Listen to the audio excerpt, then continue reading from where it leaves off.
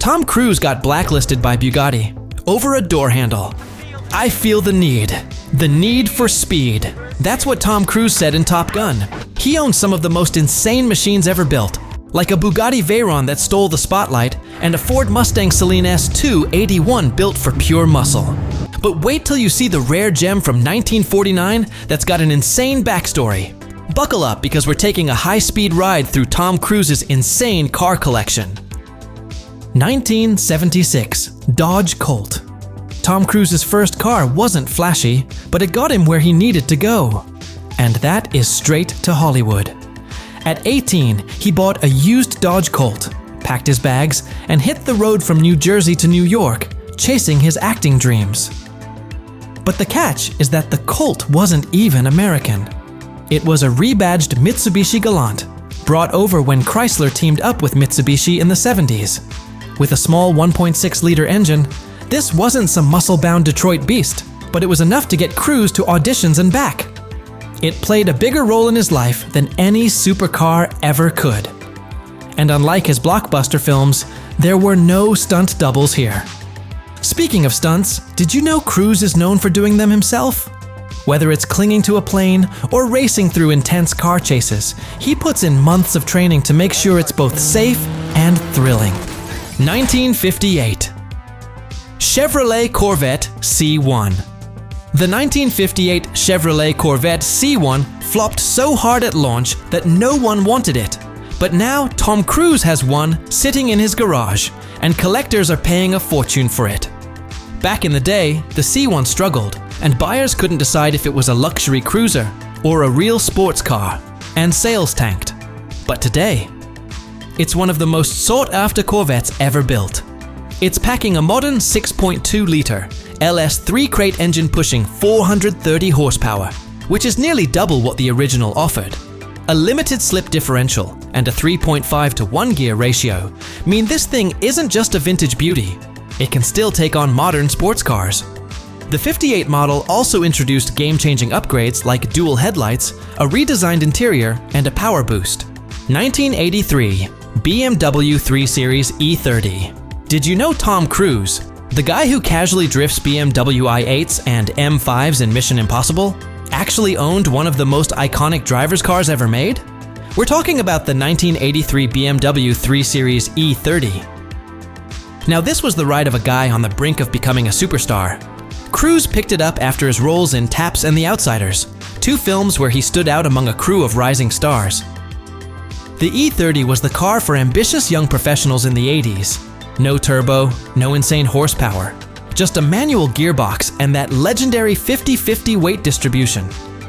So why does a guy who can afford supercars still keep this one around? Maybe it's nostalgia, or maybe the E30's raw driving feel beats modern tech. 2010 Ford Mustang Saleen S281. Tom Cruise paid $13,000 just to have this Mustang shipped overnight. Why? Because the 2010 Ford Mustang Saleen S281 is one of the most powerful and exclusive Mustangs ever built.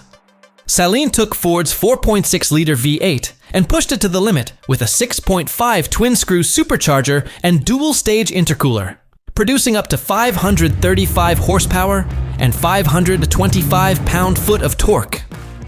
That kind of power launches it from 0 to 60 miles per hour in just 3.8 seconds. Less than 5,000 Saleen Mustangs were produced between 2005 and 2009, with only 1,320 being the supercharged coupe. Cruise made sure his bright orange Saleen S281 stole the spotlight at the mission. Impossible the Thray premiere by having it flown overnight from Los Angeles to New York. 1970, Chevrolet Chevel SS. If Tom Cruise needed a getaway car, one that could outrun the law, burn rubber, and leave a trail of dust, then he'd choose the 1970 Chevrolet Chevel SS. This beast doesn't rely on tech or gadgets, but on pure, raw power. The 70s Chevel SS, especially the SS 396 version, packs a punch with its 350 horsepower, thanks to its 6.6-liter V8 engine.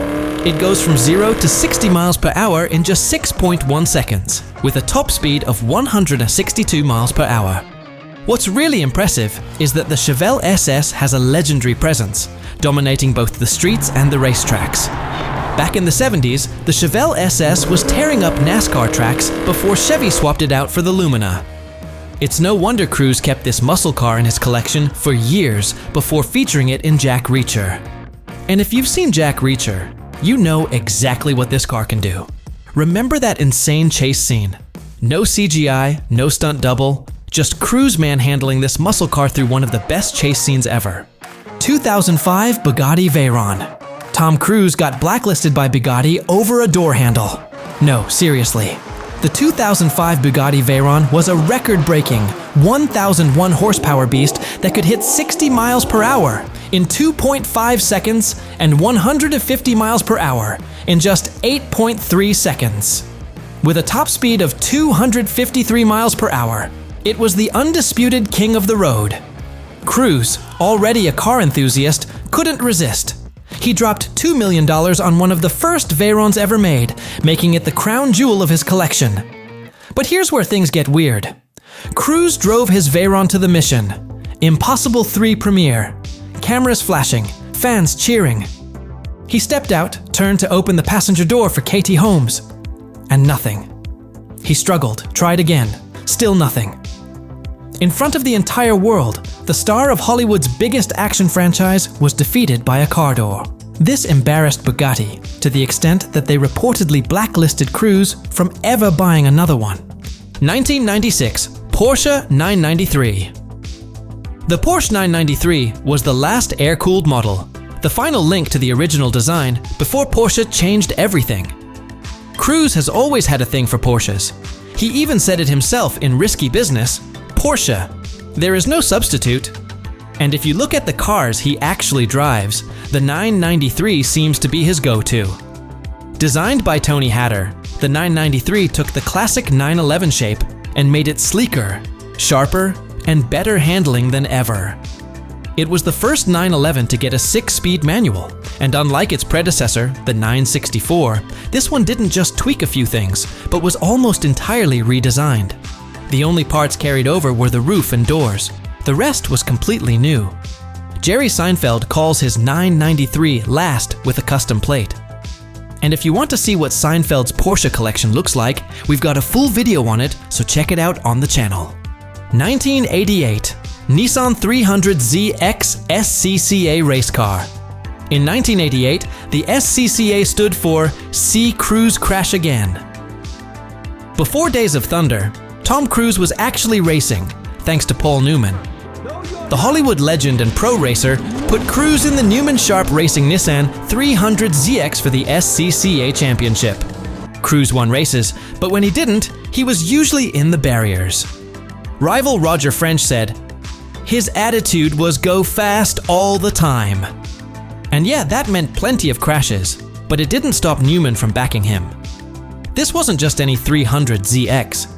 It had a 3.0-liter V6 with Jim Wolf Technologies camshafts, MSA headers, a bigger throttle body, and an HKS exhaust. Nismo anti-roll bars, Tokiko springs, and racing seats made it a proper track weapon. After years in a scrapyard, it was restored and sold for $102,200. And while Cruise raced this, his fastest recorded lap was in a brown Kia seat on Top Gear. 1979, Porsche 928. Tom Cruise owns more than one Porsche, and the 928 has a special place in his collection. Porsche built this car to kill the 911. Instead, it got buried. The 928 was meant to be the future and easier to drive than the 911. It was Porsche's only front-engine V8 coupe, but instead of taking over, it quietly disappeared in 1995, while the 911 kept ruling the roads. In Risky Business, Tom Cruise's character, Joel, takes his dad's Porsche 928 for a joyride until it ends up sinking in Lake Michigan. That scene stuck with audiences, but Cruise didn't let the car's fate end there. After filming, he walked into a dealership and bought his own 928, but this time, without the water damage. And let me tell you, one of them sold for a shocking $1.9 million at auction in 2021.